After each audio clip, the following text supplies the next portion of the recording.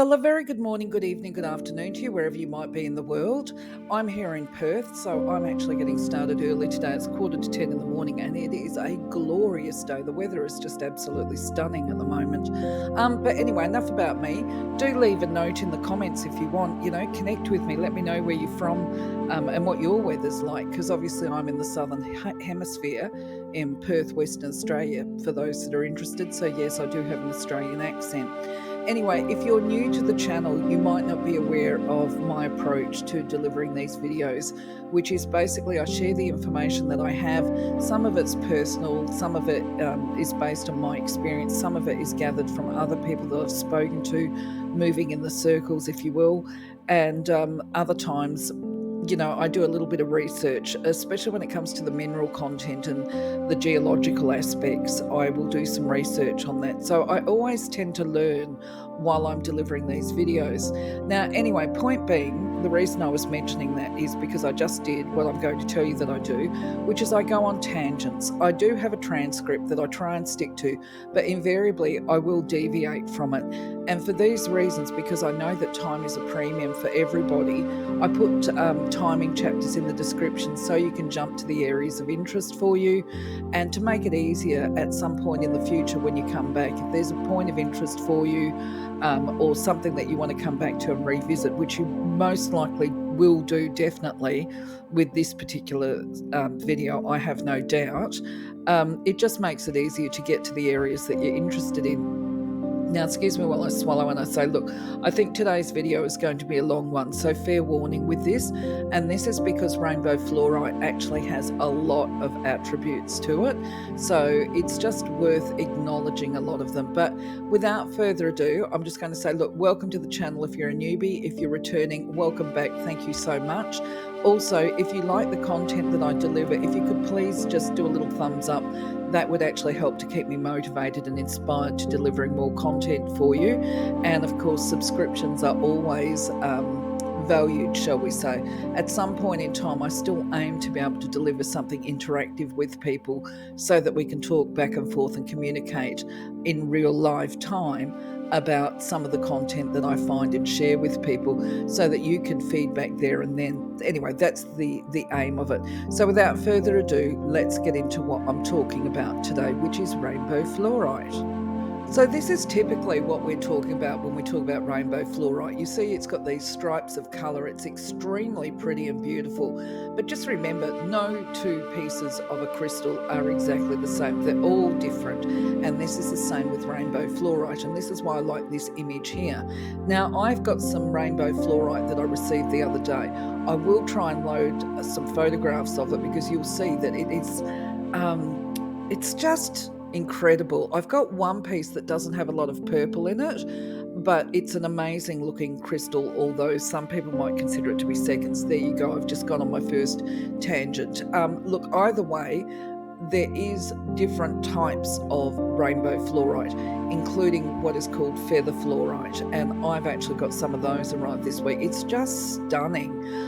So I will try and load some photographs. I might obviously time is an issue for me as well, and I'm not a really good photographer. So what I will do is at the end of this video, as an add-on, I'll try and get some photographs of the pieces that I've got here, so you can actually see what I'm talking about. But what else can I say? Look, I think most of us tend to use rainbow fluorite, certainly when it's towers like this, as ornamental, because it is just so pretty. But I did learn in the process of doing this, I thought it was more about the metaphysical properties, because it's supposed to be fairly potent as well. But actually it's had some more nefarious uses throughout the years, over the decades. And anyway, as an introduction, I guess, and about it, apparently it was first referenced in about 1530 because it was used for making flux. It's one of those ingredients that welders use to solder pieces of metal together, or to glue it together, for want of a better description. And that certainly was not known to me. I didn't know that it had industrial uses. And just going down another tangent, I should have said this on the other slide, but I'll talk about the Zodiac in a second. The whole thought of crushing up rainbow fluorite for industrial purposes just sort of almost offends my sensibilities. It's like, how can you do that? It's so beautiful, but such is life. On with the video. Rainbow fluorite is associated with the sun signs or the zodiac signs of Scorpio, Virgo, and Libra. It's particularly important to Libras apparently because it supports their confidence. Look, I can see with the attributes that it holds, which does include enhancing decision making, I can understand why it's been linked to the Libra star sign, because if you ever do your research on astrology, you'll find that Libras struggle actually with decision making, and I think probably even the Gemini to some extent. But anyway, just as I always say, when we talk about crystals being linked to a zodiac sign, it's not because the person is of that zodiac that they must have this, okay? It's about the attributes that the crystal carries, and all of us as people, and I think with our star signs, we have certain vulnerabilities of areas that we could personally develop to achieve our potential. So this is why some people will associate certain crystals with star signs. But if you're not one of those star signs, don't let that stop you buying rainbow fluorite, because the bottom line is if you're drawn to it, if you feel that you can benefit from it, then rainbow fluorite is going to be for you, as will be any crystal. And if you're able to get into a store and hold it in your hand and actually feel the crystal, you will know whether it's drawn to, if it's meant for you, if you know what I mean. Now, speaking of the metaphysical attributes, I've got to say and reiterate that it's always been very popular with most people, as far as I know, going in and out of businesses that retail and sell the crystals. I know many people are drawn to fluorite, particularly the rainbow fluorite here, because of these multi-purposes of attributes. Most people, I think, tend to associate it when it's got lots of purple with psychic development and feelings of peacefulness. And I will do a video at some point in time specifically on purple. But when we're talking about rainbow fluorite, it does offer the range of benefits associated with the purple fluorite, the green, the whites, and the clears. And a car just went past and tooted its horn. That wasn't very good. I just, at the time that the car tooted its horn, I was actually glancing at my transcript, and I thought, actually it's relevant for me to mention this, I believe, at this point in time. I think a lot of the people go for the rainbow fluorite and recommend it towards indigo children because of the purple. However, I believe that if you've got children that fit into the category of being an indigo child, then they would probably benefit more from the blue. The blue and the purple would be very important. What can I say further about this? Just basically at this point, when we talk about indigo children, if you're not aware of who and what they are, which is a label actually, many of us in my generation, shall we say, believe that a lot of the children that are born today or that were born in the 80s or 90s were what is called indigo children. They were born with a lot of indigo in their aura. That's what that's about. And they are the ones that have been diagnosed with ADD and ADHD, a lot of them. They tend to have a very strong intuition, and they can generally access their psychic gifts from birth, And for those of us that are older, we will have witnessed our children coming into it. And actually, it's part of shaping and forming who we are as people as well. I'm not a great expert on any of this. I don't consider myself to be that way. But what I do know is that a lot of the children with, that are called indigo, with indigo in their auras, they actually not just have the ADD stuff going on, which is really, back in my day, it was called being hyperactive. They struggle with authority because they're very questioning. They've got a strong sense of inner purpose, and so when somebody's trying to tell them what to do or whatever, they can be perceived to be bucking authority. That little bit I can sort of speak from my experience with. They definitely have their own minds. But anyway, going back to rainbow fluorite, It is involved with the purification of the aura, the chakras, and it has environmental attributes as well of purifying the environment. It's believed to uplift and clear the aura. The chakras, it works with all of them apparently. It goes up the spinal column and activates the chakras, but it starts at the base point of the Kundalini chakra, which, for those of you that aren't aware, the Kundalini chakra is down around the base chakra. When we have a look at the chakras later on, I'll explain it a little bit more. But either way, it improves thoughts and attitudes. It's said to promote astral travel and also promote self-discovery, this business of finding the truth of who and what a person is and being able to live authentically, being true to themselves and living with integrity, aligning actions with words. So there's a lot going on for rainbow fluorite. So some of this information you can kind of tell when you look at a really good piece of rainbow fluorite. But as you see here, this is the rainbow fluorite in its natural state before it's actually carved. And this is actually where I did my learning, the most learning. I had no idea about this stuff with rainbow fluorite. But basically it's a calcium crystal and it crystallizes in masses. So this is the geological stuff. And it can be cubic masses, it can be, the octahedral, which is a bit like the churches that you see. It's commonly occurs with a majority of veins and deposits. Okay, so what that means is obviously it's layers and it grows near other mineral deposits, shall we say. So it's known to be found near quartz and calcite deposits. As far as crystals go, it's relatively soft. It's believed, or so my research told me, its hardness ranks at 4, which is not a hard crystal at all. That means it can actually be scratched quite easily. And of course, it tends to be transparent to translucent, which means that when you hold it up to the sun or to the light will go through it. Now, of course, it's got the different shades that we see here. I've put in yellow, brown, black, or white. But of course you've got I need to fix this slide up. It'll be fixed by the time you look at it. It's obviously got the purples, whites, clears and blues in it as well. And now the dog plays up. So the thing is, I'll just ignore the dog. It's actually not a rare crystal. It's quite common. And I'm talking about rainbow fluorite here.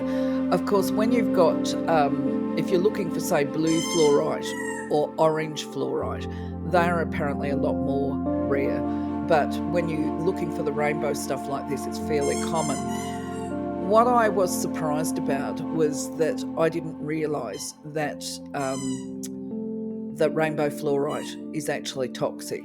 And what I learned when I talked about nefarious uses of rainbow fluorite is that it played a major role in the ending the Second World War. And this is because, how's this for information? Large quantities of it were shipped to Tennessee in the US, where it was heat treated to form the chemical gases that were used in the atomic bomb. Now, I honestly would never have thought, if I hadn't read that this is what could happen.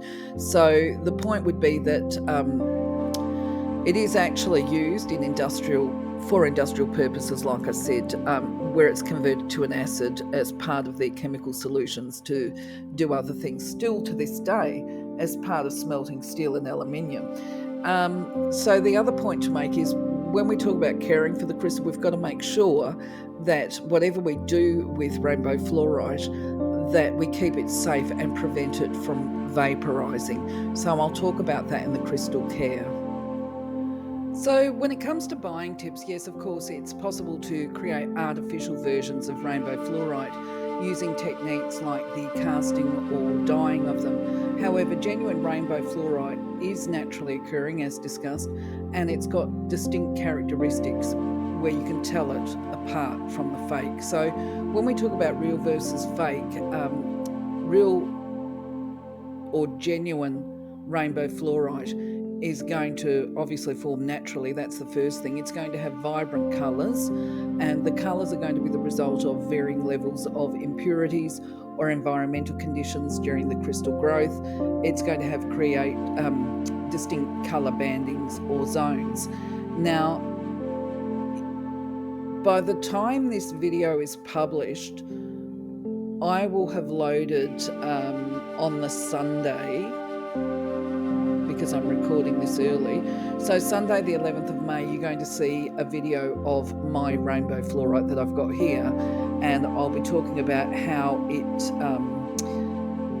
not all the same. And you can actually see I've got one that I particularly love that's got an impurity in the middle of it. It looks brown. So for some people, the impurities or the natural fragmentation or whatever, they might think that makes it a less than good example or specimen or whatever, whereas for me, I actually like those. That's part of validating the genuineness of the actual crystal that I'm looking at. So anyway, the other thing is real fluorite is going to have a hardness of 4 on the scale. So just remember that it's not going to be easily scratched by glass. Oh, I beg your pardon. It will be easily scratched by glass, but not by calcite. Sometimes I've seen that it will likely fluoresce under an ultraviolet light. I really don't know about that. That's not been my experience. I have seen one fluorescent fluorite, and it was actually a blue one, and we tested it by holding it under a light and then took it into a dark room, but that's the only one I've ever seen.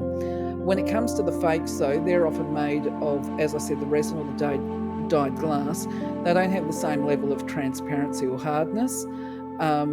What else have I got here? Oh, when it comes to the glass stuff and even the resin stuff, sometimes you might actually see air bubbles or pockets in the actual, let's say we're looking at a towel, we might see that. But the reality is that real fluorite is not going to have the bubbles. It might have imperfections and flaws in it, but it's not going to have bubbles. It's not going to be this perfectly clear thing with layers and then have bubbles in it. And real fluorite's going to feel a lot heavier than the fakes, okay? Because it's just heavier. That's the bottom line. It will probably command a higher price as well. But I think pricing is a little bit difficult at the moment, because what I've noticed is that depending on where you live, certainly in Australia at the moment, we have a real variety where some wholesalers are actually wholesaling at very escalated prices. And so when we go overseas, like what I'm doing, I'm bringing stuff in from overseas at the moment, I've actually found that my retail pricing that I plan to do is actually going to be cheaper than a lot of the wholesalers are putting their stuff out. Like, I bought some fluorite. Okay, this is what I'm going to be talking about on Sunday Yarning. I've actually bought some in. It is the genuine stuff, and it is a batch. I've got 5 of them. I'm going to be selling them individually. In fact, actually, I'll probably keep one of them because it's just so different. But the thing is that I noticed online when I was trying to find some images for this video, somebody who is a wholesaler was selling a batch, 5 towers.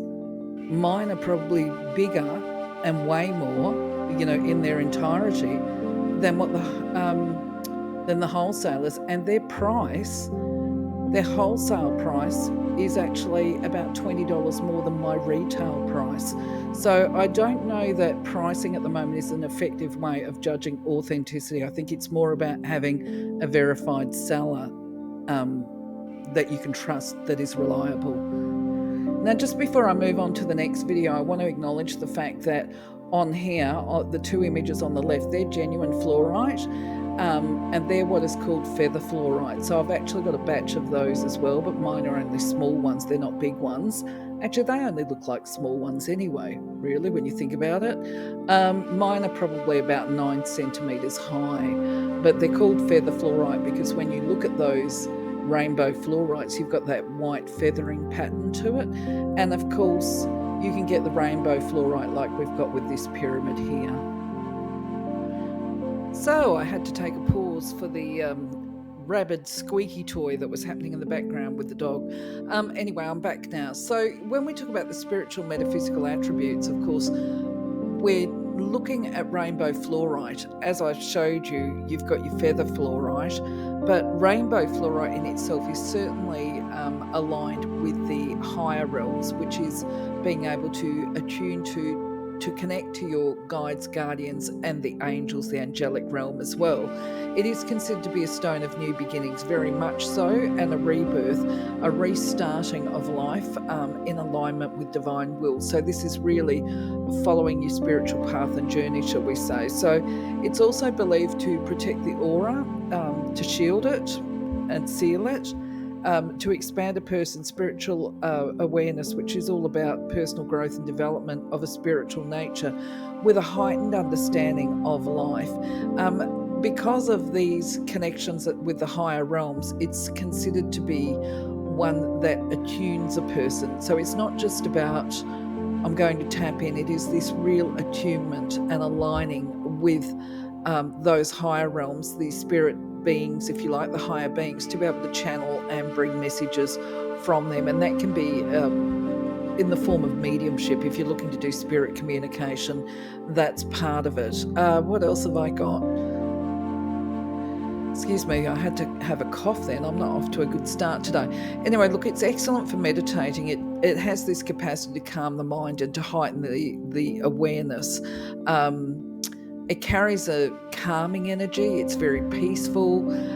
It supports mindfulness. If meditation is something that a person struggles with, including when they're using rainbow fluorite because they've got this internal chatter going on, it's said to support mindfulness in the process of activities like mindful walking, mindful eating, where we can stay centered, calm, grounded in the moment, if I can speak, as opposed to thinking too far into the future. So it definitely has the capacity, I shouldn't say definitely because of course there's no evidence to any of this, to activate the brow chakra. And that's the function of the purple and the blue fluorite as well. Not everybody, though, we've got to make this clear, not everybody is open to having their psychic gifts activated. They find it a bit too fearful.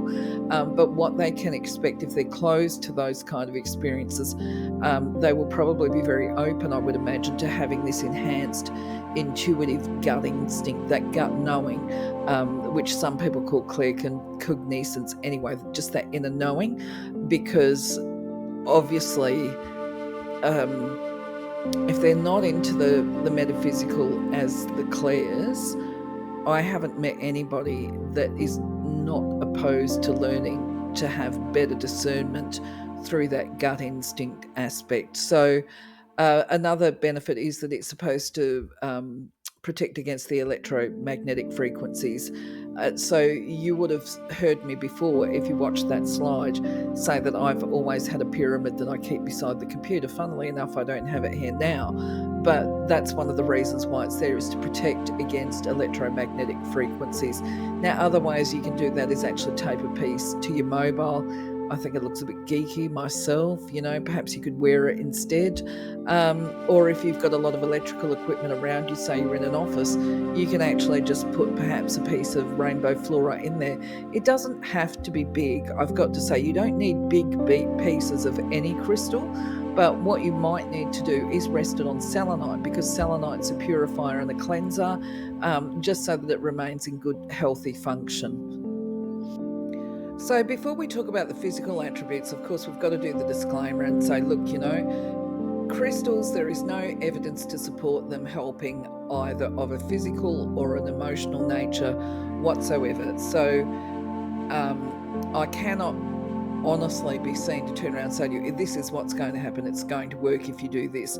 And the other thing is too, from a spiritual perspective, I've known many people with certain conditions that have done metaphysical energy work and even died from because they chose to disengage from the treating professionals and rely totally on metaphysical. Now, I'm not in a position to say why sometimes it might work and sometimes it doesn't, because there are other people that are adamant that a crystal has healed their condition. So I maintain, even despite the fact there's a legal obligation here, that you use your crystals and your energy work in complement to your current medical professional treatments.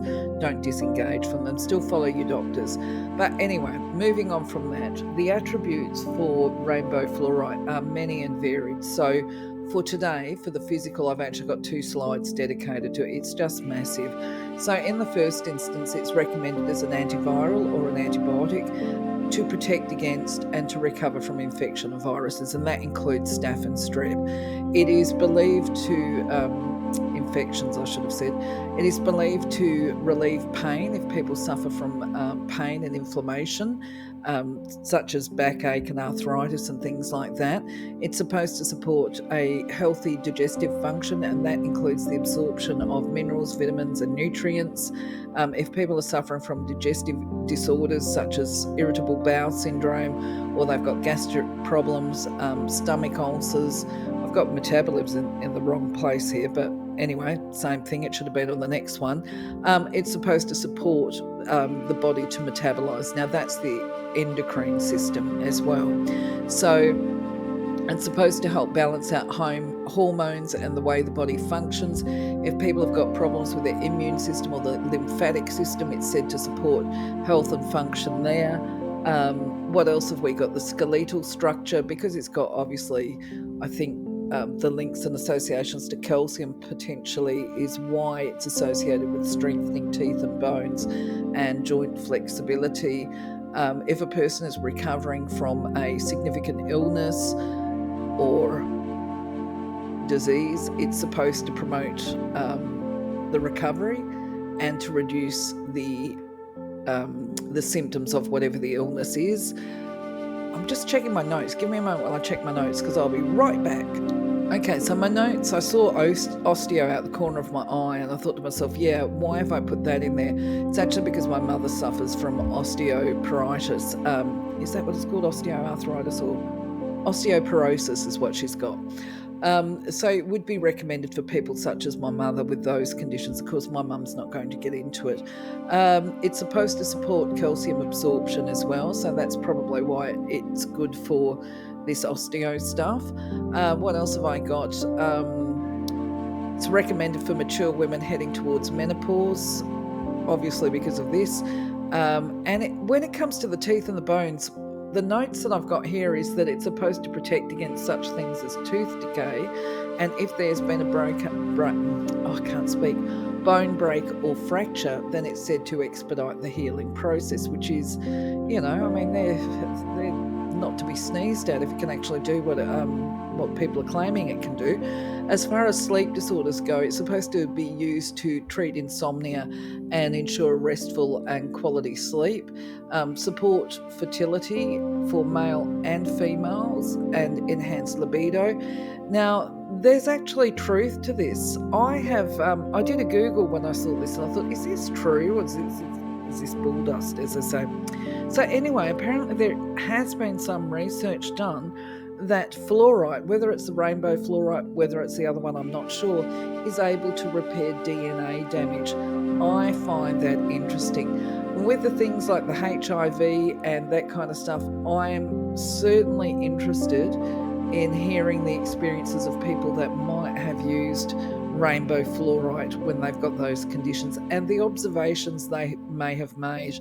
My suggestion would be, before we go on to the next slide, that if you do have these conditions, that you retain an open mind. If you're using it as a compliment, just because it's said here on the slides that it works for this, for X, Y, and Z, I believe the best way is just to keep a diary, and then do that reflection afterwards and go, funnily enough, I bought this item 3 months ago, and I've noticed that my symptoms have reduced, or I'm feeling much better, because it's supposed to actually support vitality, things like that. If you've been, when you're recovering from illness, quite often people suffer from exhaustion and fatigue. So I believe that's one of the symptoms for those people that are recovering from COVID. They might actually benefit from a piece of rainbow fluorite as well. But yeah, it's when you do your reflection and you think, heck, hang on a moment, I did notice some positive changes, and it might be a coincidence, or it might simply be that actually the crystal attributes are having a positive impact on you. So for the sake of trying to keep this video a little bit shorter, because I know it's getting longer, rather than go through all of the attributes that we've got here, what I would just recommend to you is that you actually pause the video here and have a read of it, because once again, it's fairly vast. It's recommended for people suffering from MS. If they're recovering from strokes, I think that's a standout thing worth mentioning, and recovering from things like pneumonia. Of course, there is support of the body's organs, some primary organs in the body, shall we say, and brain function. That definitely, I think, is really important. I'm trying to think, for those people that are recovering from stroke and that kind of thing, and as people go into maturity, aging, because obviously memory, recall, and the capacity to learn becomes impeded.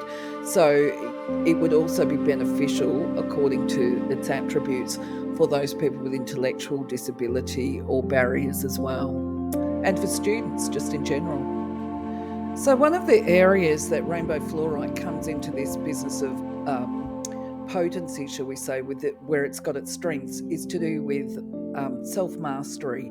And self-mastery, I've got it on the slide here as being about behaviour change, but behaviour change and thinking are obviously very closely related. One feeds the other, shall we say, because the bottom line is, if we're out of balance, then we're feelings type people, and we focus too heavily on our emotional reactions as opposed to being logical and thoughtful and mindful. But if we're too logical and too rational, then we lose some of that warmth. We can be perceived to be quite cold emotionally. So rainbow fluorite is attributed to balance out the left and right brain spheres, which is being neither too logical, too rational, or too emotive. So it's said to calm the emotional space and stabilise and soothe them, especially if people suffer from things like panic disorders or phobias. As far as the thought processing goes, it's considered to be a crystal of mental attunement, attuning ourselves to I suppose the processing, the enhancement, getting clarity of thought, purifying and calming the mind chatter and getting rid of the mind clutter, so that we're clearer thinkers, we're more astute, we're able to make decisions more quickly, more rationally, and healthier decision making. It's this business of being able to take on board information, process it quickly, learn the lessons that we need to learn, and be able to recall the information that we've learned as knowledge at a later date. So this is why it's associated with studying and teaching, and it's recommended for students or teachers, and apparently it will support people to be able to express in writing and to be creative in their problem solving. So I've mentioned down there before, I've mentioned about the mental clarity, but I'm going to revisit that because I've got it further down the slide, and that is just, some people that you meet, they're very sharp, they're very quick thinkers, and they're able to focus and concentrate, and this is all part of that mental attunement. And so the bonus, or the spin-off benefit, shall we say, of this is that if a person is living in chaos, and we all know, if it hasn't been us, we'll know somebody whose life is just always complete chaos, but it brings a certain order and organisation. And how would I explain this? There is a saying, I wish I could recall it right now, along the lines of a cluttered workspace or a cluttered living environment is reflective of a cluttered mind. So if you're a person that is living in a cluttered workspace or your environment, then clearly you've got cluttered thoughts as well. So as you start to improve your environment, because this is what I find, I can easily become quite cluttered, and I've been doing a lot of decluttering at the moment in my physical environment. But as we declutter, we create that space for forward planning, shall we say. So there's a level of self-mastery that becomes involved in that. I'm right in the midst of it. If it doesn't show, I've got clutter all over my desk at the moment. I've managed to declutter the environment, but I've still got a bit of a way to go. Obviously, it's recommended for people. Is it obvious? I probably shouldn't say obviously, because it's on the slide. It is recommended for people for career growth and expansion. If they're looking to get promotions, you would be encouraged to wear it to an interview, or if you're attending meetings, Actually, one of the recommendations, I believe, is that if you're going into a meeting with somebody where there's been a workplace conflict, you could wear it along to that. It's supposed to be very helpful for setting and maintaining boundaries. And just looking at my notes here,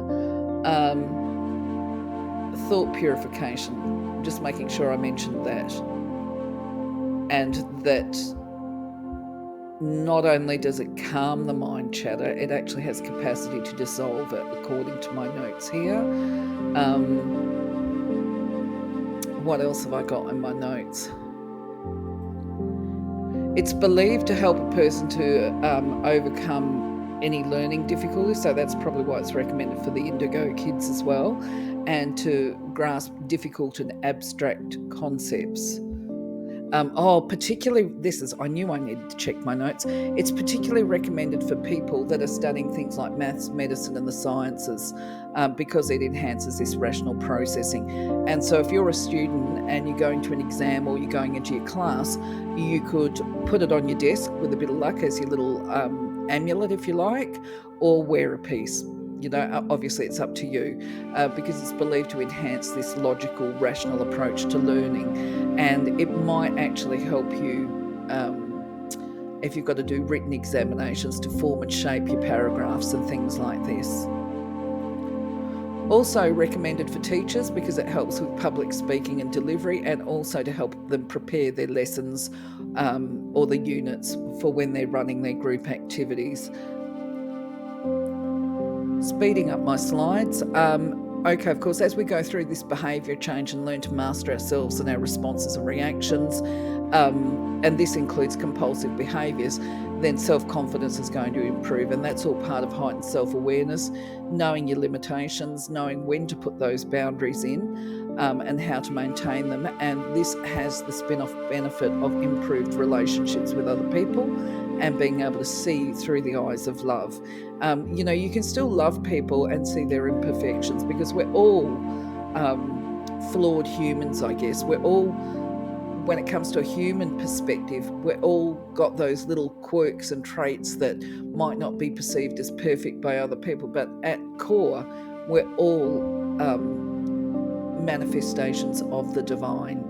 So the other thing with this is there becomes, I'm stumbling over my words, I probably should be using some myself right now. There becomes a desire to be a service worker or a light bearer for people. As we liberate ourselves, we develop this consciousness that we want to help other people and help them live past or move past their own emotional prisons, shall we say. So it's a vastly beneficial crystal. So I want to make the point that, where we see online people associating rainbow fluorite with the base chakra and even the orange chakra, I struggle with that concept, simply because rainbow fluorite doesn't carry any of the red, the yellow, or the black in it. You just don't see that. And when we talk about aligning the entire chakra column, I would be a little bit hesitant with that. I mean, the rainbow, when we're talking about colour healing, the rainbow will, because it's got the red, the orange, and the yellow in it. But when we're talking about rainbow fluorite, we're actually talking about the heart chakra upwards. Now, if I recall correctly, because I stepped away from the computer for a little while, I think I referred to the Kundalini chakra. Now, I can't remember what that one's called particularly. It's got a name. It's not actually, technically speaking, in the Veds called the Kundalini chakra as far as I can remember, but it doesn't sit at the base. I think that's something a lot of people misunderstand. That particular chakra, when we talk about opening up the Kundalini fire, it's actually a chakra that is kind of next to, it's smaller than the base chakra, but it's kind of next to the base chakra, but a little bit up and probably a little bit back. Because if you were to put your, let's see, I'm going to have a little bit of a feel now and see, if you were to put, being a bit blunt about it, your finger at the top of your crack, just above, just where that bone is, it's just below that. Okay, that's where the Kundalini chakra is, almost where your anus is, to be blunt about it. Okay, and so that's where it sits. And so when we activate the Kundalini chakra, that definitely goes up the spine without a doubt.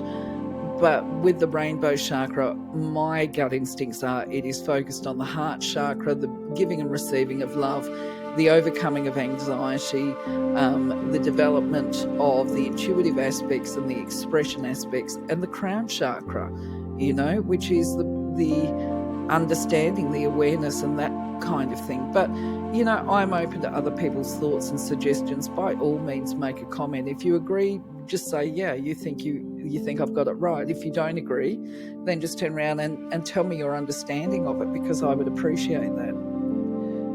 So I've mentioned throughout the course of the video different ways to use rainbow fluorite. Obviously it's got its industrial uses, but you and me, if we're watching this video and I'm doing this video, we're not really interested in that. It's the metaphysical properties we're interested in. So from an environmental perspective, it's going to be determined, I guess, by the shape of the crystal that you've got. If you don't have a pyramid and all you've got is a tumblestone, well, you can put that on your computer desk, maybe on a piece of selenite or whatever as well. If you've got the towers, you can use those. Rainbow fluorite spheres, I've got them. I love to have them in the environment around me because they're ornamental, they're pretty to look at. However, obviously, if you're trying to develop a connection, shall we say, to the higher realms, it's always good to be able to hold the crystal in your hand when you're doing that kind of thing. So it's what fits in your hand nicely when you're doing it. It might be a tumblestone, it might be a sphere, it might be a palm stone. And if you want to incorporate the attributes of rainbow fluorite into your daily life, you might want to wear it as a piece of jewellery. It all depends. Of course, when you're doing your gridding, tumblestones are always very effective for that, but you can also do gridding. I've seen grids done where they use the pyramids, the little shaped, and I think there's even, what are they called, the Merkabahs or whatever, the little Star of David type things. I think that's the other name for them. So there's a whole range of ways that you can use them. I think if I was to try and get into mindful walking or whatever, perhaps I might carry a piece in my pocket, things like that. But, let me know, how do you use it? What would you use it for, and how would you use it? As a messenger, I think it's very clear, although I did this really extensive transcript about this, and then I reached the conclusion down the end where I go, so, what does this mean, condensed? So what it means condensed is that basically what the mind conceives, it really is that saying, what the mind conceives, what you believe is going to create your reality. So if you don't believe in energy, if you don't believe in angels and all the rest of it, then it's going to not happen for you. I shouldn't say that. Not necessarily that it's not going to happen for you, but you will struggle to actually incorporate that, the essence of the higher realms, shall we say, into our lives. But it's not impossible, because different approaches for different people. This is a complex subject, actually. I think you might want to watch the angel videos that I've got, because I was a non-believer that has become a believer. And it took me a little while to open my mind and expand my mind to the possibility of angels, because we see these images of feathery wings, and of course angels don't have bodies, so it's impossible for them to have feathery wings, let's be real. So what the mind conceives, it will either lock us and block us, or open us and expand the wonder and awe of our existence. So as a messenger, I believe that most people that will be drawn to it will be getting a reminder that anything is possible. All things are possible. Nothing is impossible. And although these are catchphrases that you see everywhere, with the modern memes and all the rest of it, they've all come from somewhere, and the somewhere is the realization that divine energy is infinite. Nothing is impossible. Everything is possible. We just have to find out how. That's the thing. If we don't know how to do something, then that's because we haven't asked the right questions. We haven't looked for the right keys to unlock these mysteries. And that is part of our journey. So the message is, look at your thoughts, look at your judgments, look at your beliefs, and let go of anything that is not divine. And I think there becomes that openness. There's this lack of judgment, or the release of judgment, which is, we are taught that things are X or Y. But the bottom line is, as we open our mind, we say, well, where's the evidence? Science can tell us there's nothing there to prove X or Y, but have they tested it? How would they test it? And until then, they don't know. They don't have the answers. Science doesn't have all the answers. It has a lot of answers, but it doesn't have all of them. So we have to be open to doing our own exploration, having our own experiences, to find our truth. And then when we find our truth, the truth of who we are, then the challenge becomes to live authentically in a world that doesn't necessarily hold the same vision or view as what we do, based upon our experiences. So anyway, I'm going to leave that little thought with you and move on to the next slide. So the question is, after learning, the question is how to care for fluoride after learning that it played a role in the atomic bomb, and that is that basically you never ever heat it and you never treat it with acid or any other chemical. Apparently during the processes of studying fluorite, a lot of people died, and they're referred to as the fluorine martyrs. So anyway, these days, obviously we're very much aware that they've died from the vapours, and I think, did I just say that, or am I repeating myself? They were called the fluorine martyrs. Anyway, I did see a note online that sunlight can damage the crystals and the colours. To me, that goes without saying, because I'm Australian, we've got a harsh sunlight. So I wouldn't have put mine on the windowsill anyway. But also, the idea is that perhaps sunlight can actually cause them to vaporise a little bit. So I just wouldn't take the risk anyway. If you want to put them under light, you can use LED lighting as part of a display suggestion. Another person said, and I wouldn't want to do this with my crystals myself, is to put a UAV, if I can speak one moment. I think I'm getting a cold, although it's a beautiful, beautiful day outside. We're going through a bit of a weather change in the evenings at the moment. But anyway, back to the video, is that you can protect your fluorite by putting a UAV, a clear coat or spray, onto the finished product as part of protecting them. But it is recommended that you never ever use a water-based one. For you and me, I'd rather just buy my crystals. I'm not interested really in treating any of my crystals, whether it's fluorite or not. The relevance with the water, though, is important, because I don't know about you, but I tend to rinse a lot of my crystals off underwater, and if I'm near a flowing river, I haven't done it recently, but in the past I've actually taken my crystals down and wrapped them and basically put them in the water, tied them to a branch or whatever, put them in the water so that they can experience the river water flowing over them. But you wouldn't do this with rainbow fluorite, because it could cause it to deteriorate, apparently. My thoughts run to it's probably more likely that would happen to what we call rough fluorite, because I've got polished forms most of my collection. But at the same time, I just wouldn't take the risk anyway. I would, I guess, knowing who I am, I might use a damp cloth if the towers that I've got needed to be rinsed, shall we say, of dust, or if somebody's come over with their greasy hands and put their handprints over it, then I may actually use a damp cloth, but then I would dry it off quickly with a soft cloth, and you would have to treat it very softly anyway. If you've got fluorite jewellery, perhaps take it to a jeweller to get it cleaned, because you wouldn't be dropping it in any of the cleaning solutions. It's probably not suitable for that.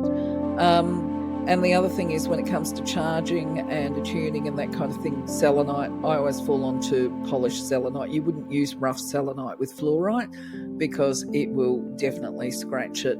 But I'm putting, to keep this short now and going forward, I'm putting the link to the videos on storing and looking after your crystals and attuning them. That will be in the description of this video as well. So I was right. It has been another very long video today, for which I apologise. I am improving, but rainbow fluorite had a lot of attributes. Anyway, for now, though, I'm going to say, look, thank you very much for being part of my journey. I appreciate it. Once again, if you found the video useful, just give us a quick thumbs up. That would be wonderful and appreciated. Thank you. Until the next video, I'm going to say love you, leave you. Thank you very much. Have a blessed day. Take care of yourself. See you on the next one. Bye-bye for now.